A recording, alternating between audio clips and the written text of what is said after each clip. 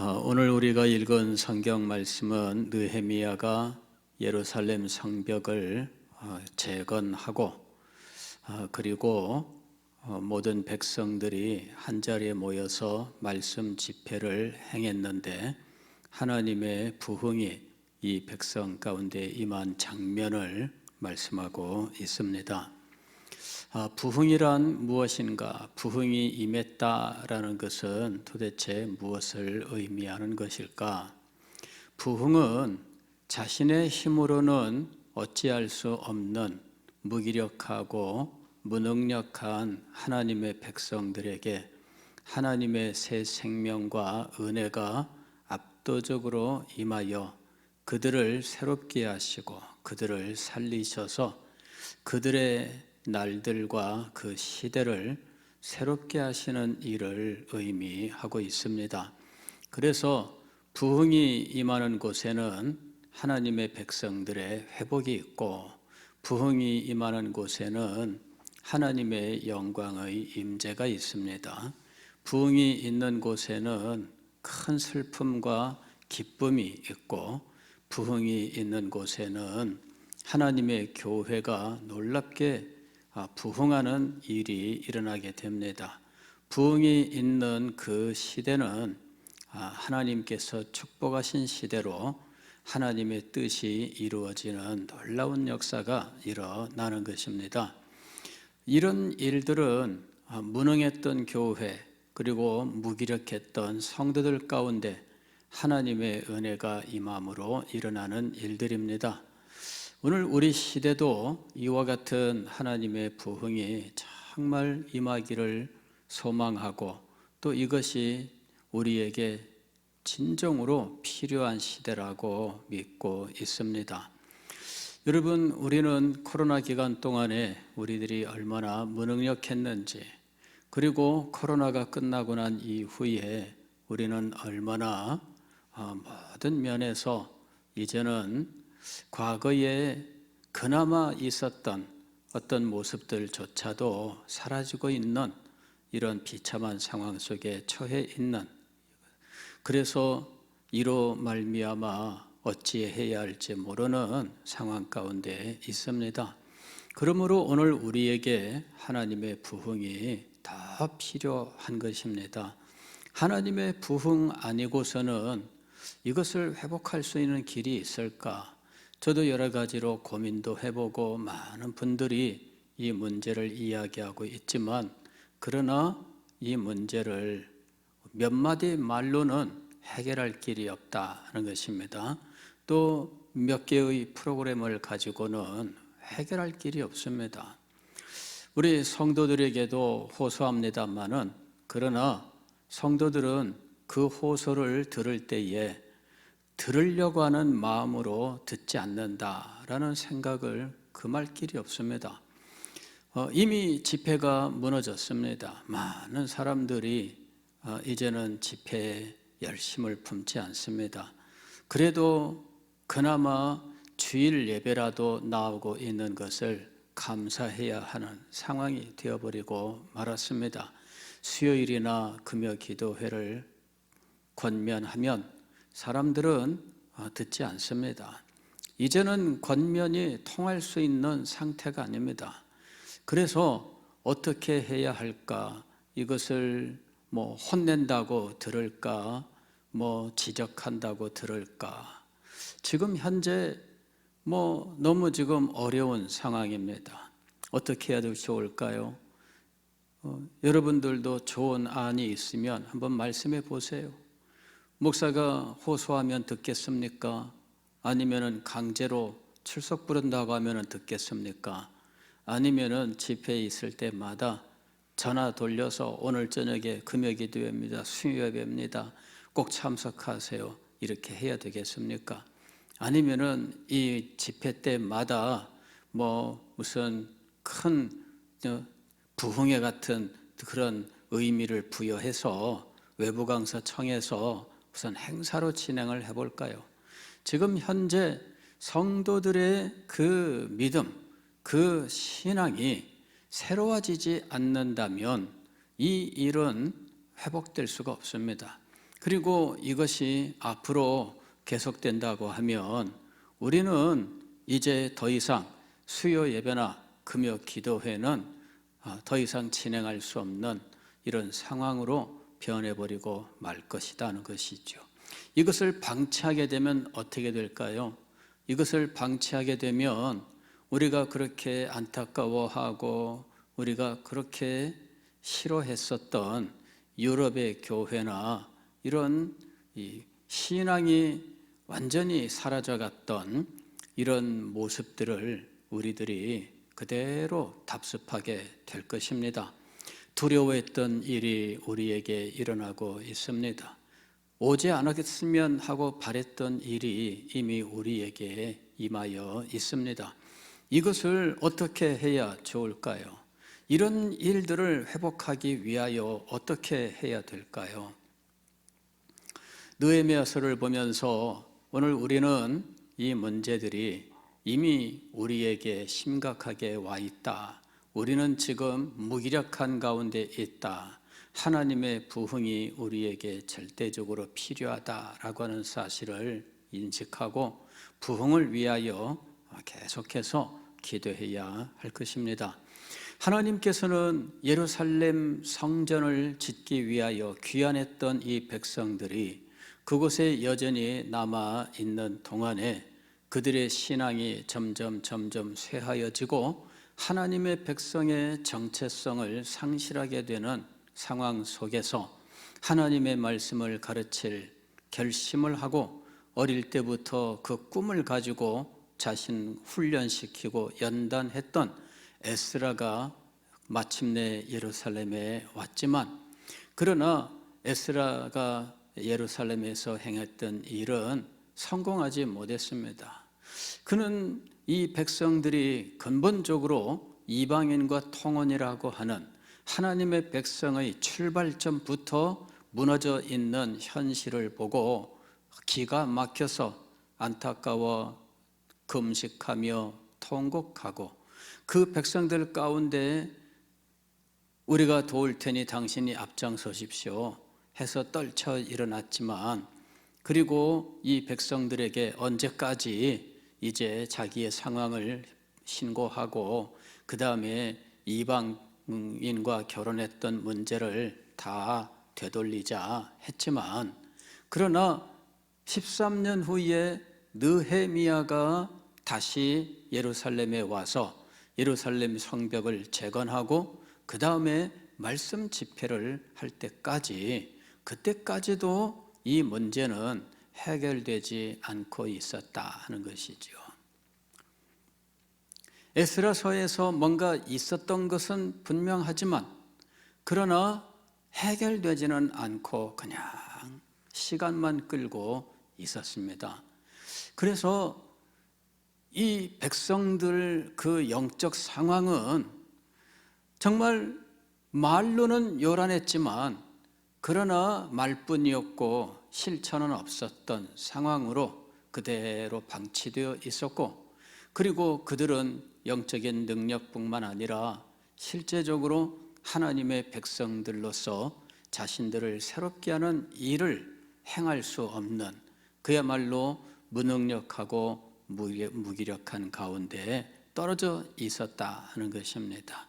그리고 그들 삶을 무너뜨리는 일들이 계속 발생하지만 자체적으로는 이것을 해결할 수 있는 능력이 없었습니다.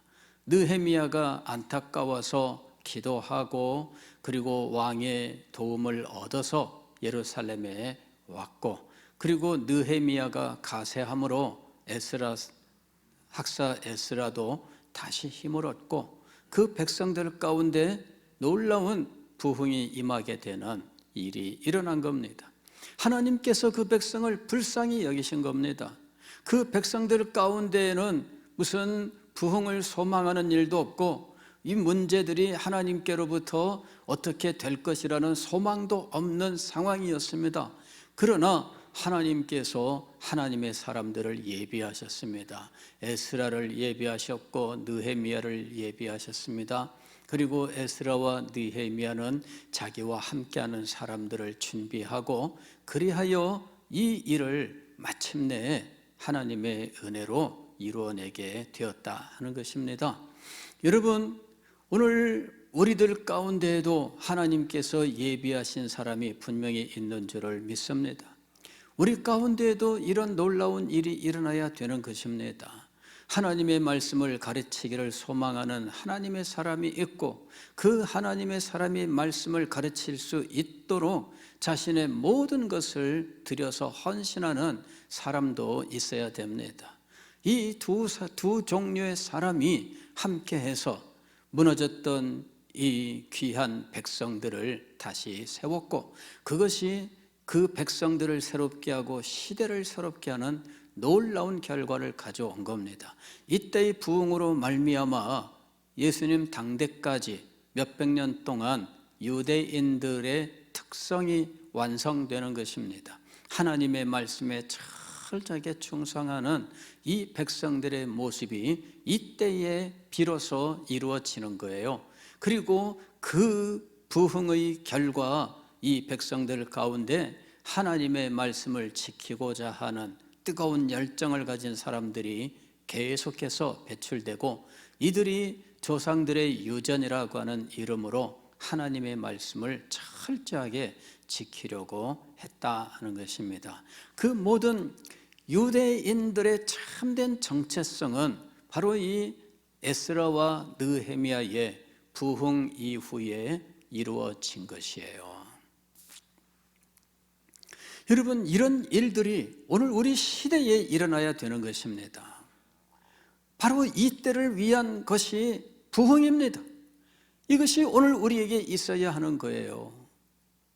느헤미야가 예루살렘에 도착하고 52일 만에 성전을 재건하고 불탄 성문을 새롭게 다 고쳤는데, 52일 만에 이 모든 일을 싹 해치워 버립니다.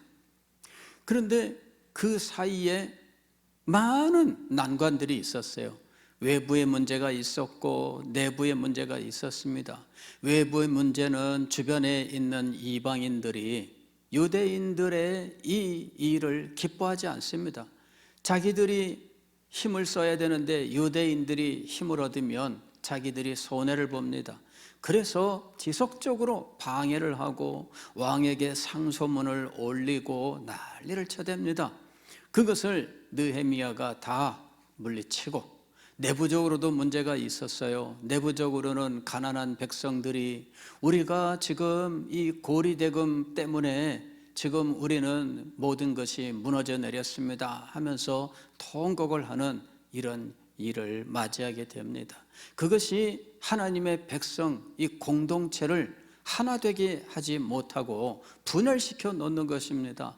가난한 사람들은 눈물 가운데 그 삶이 무너져 내리고 있고, 여유 있는 사람들은 점점 더 고리대금을 통해서 더 부자가 되어가는 이런 상황이 된 겁니다.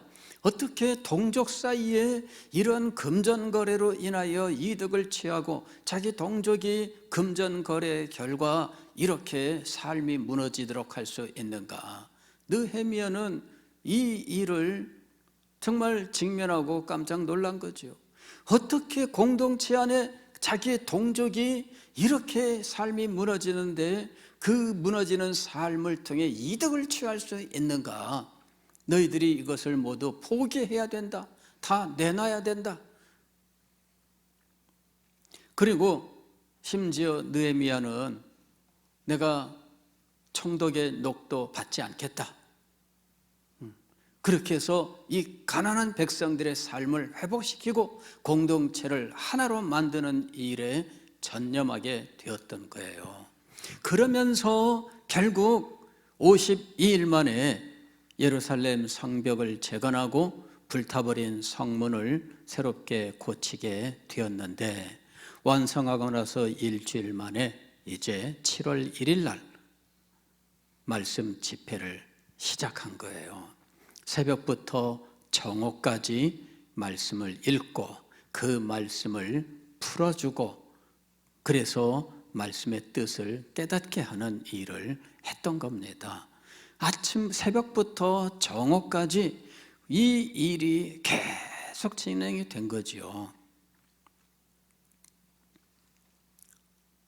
그리고 말씀을 깨달은 하나님의 백성들이 하나님의 말씀의 영광과 자신들의 현재 영적 상태, 그리고 복된 하나님의 백성들과 자신들의 현재 모습을 비교할 때 정말 눈물밖에는 나올 수 없는 거예요. 그래서 그들은 눈물을 흘렸던 겁니다. 그때 에스라와 느헤미야와 레위인들이 그 백성들을 위로했습니다. 오늘은 너희 하나님 여호와의 성일이니 슬퍼하며 울지 말라. 이날은 우리 주의 성일이니 근심하지 말라. 여호와로 인하여 기뻐하는 것이 너희의 힘이니라. 이들이 하나님의 말씀을 듣고 보니 영광스러운 하나님의 약속, 하나님의 언약의 백성, 그 영광에 미치지 못하는 자신들의 모습, 이런 모든 것들이 그 가슴을 아프게 한 거예요. 그때 그들이 진정 하나님 앞에 무릎을 꿇었던 것이죠.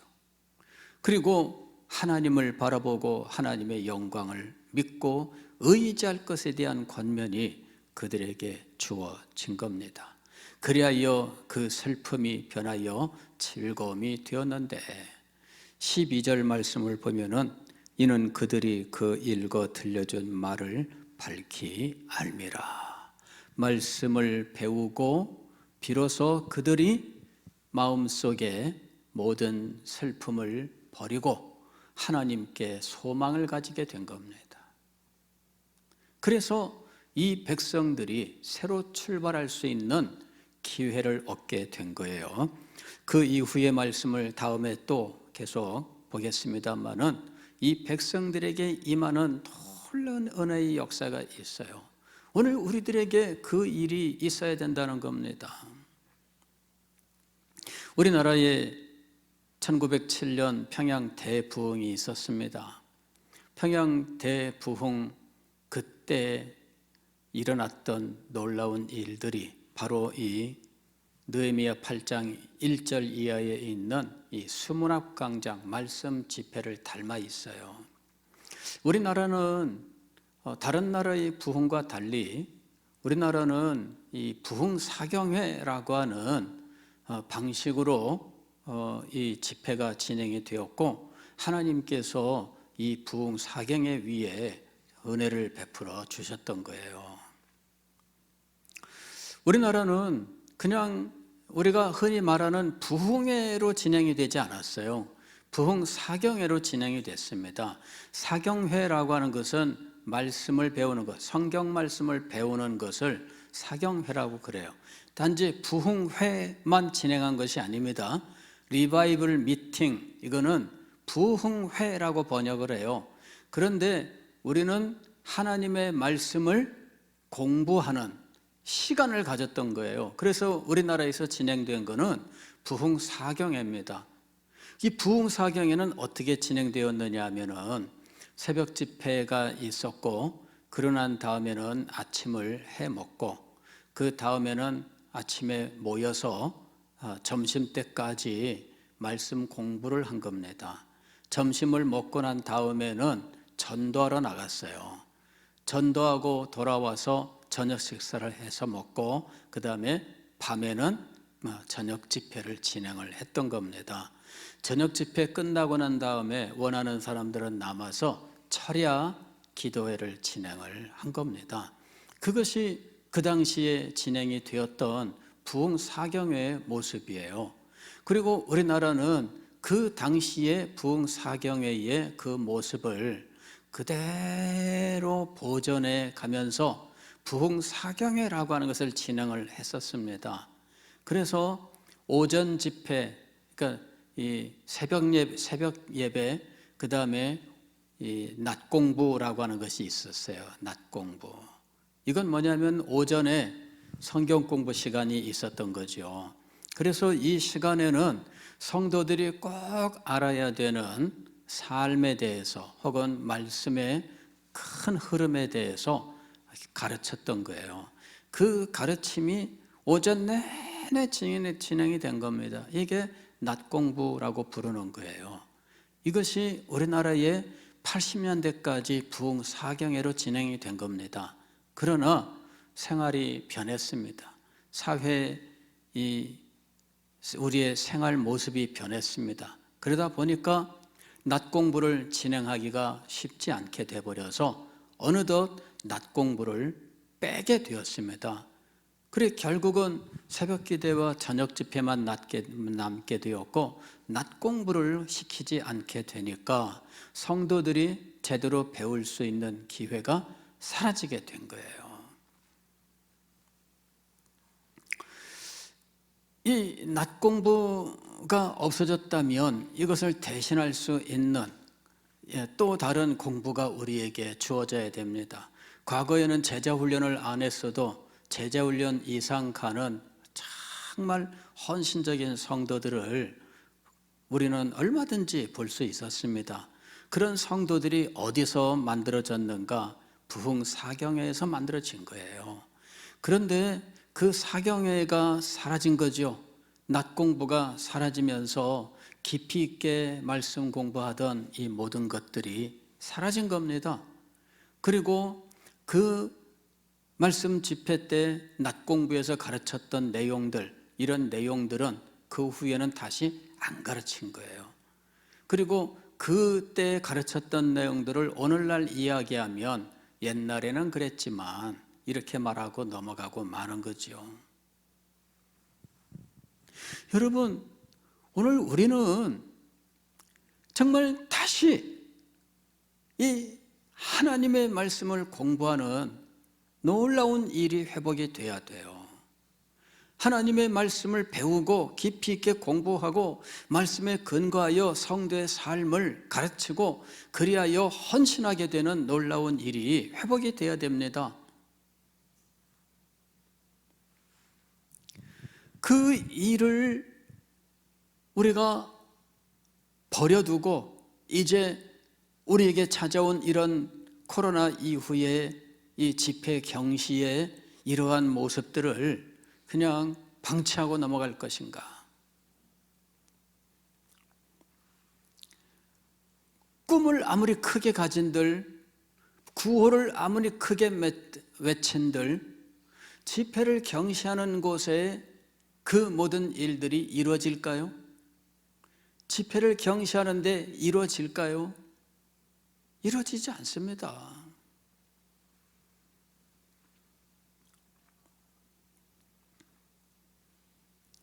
여러분, 우리가 다시 한번 하나님의 부흥을 위해서 기도해야 되겠습니다. 간절히 기도해야 되겠습니다. 그리고 이 집회와 말씀 공부의 회복이 우리 가운데 먼저 이루어지도록, 그리고 하나님의 놀라운 은혜가 우리에게 임하여 우리들의 영혼이 살고 우리 가정이 살고 우리 교회가 부흥하고 성장하고 그리고 이 시대를 섬기는 자리에 나아갈 수 있어야 되겠습니다. 그 날이 우리에게 임할 줄 믿습니다. 믿음을 가지고 기도하셔야 돼요. 주님께서 바로 이때에 부흥을 주시기로 작정하고 계시는 줄로 믿습니다. 부흥이라고 하는 것 자체가 무능력하고 무기력하게 되어 자기들로서는 일어날 힘이 없는 하나님의 백성들에게 임하는 하나님의 은혜이거든요. 그렇다면 우리 시대가 하나님의 부흥이 절실하게 필요하고 또 하나님의 부흥이 임할 그러한 상황 가운데 있는 겁니다. 이 시대가 하나님의 부흥이 임하는 아주 영광스러운 시대가 될 수 있습니다. 그러한 조건이 갖춰져 있는 시대예요. 이 시대는 무너졌기 때문에 부흥이 임할 수 있는 거예요. 이게 역설이지요. 이런 역설이 가능하게 되는 것은 하나님의 부흥의 특성 때문입니다. 무너진 것을 새로 세우시는 것이 하나님의 부흥이기 때문입니다. 이런 역설 속에서 소망을 가지고 기도하는 우리가 될 수 있기를 주의 이름으로 축원합니다. 기도하겠습니다.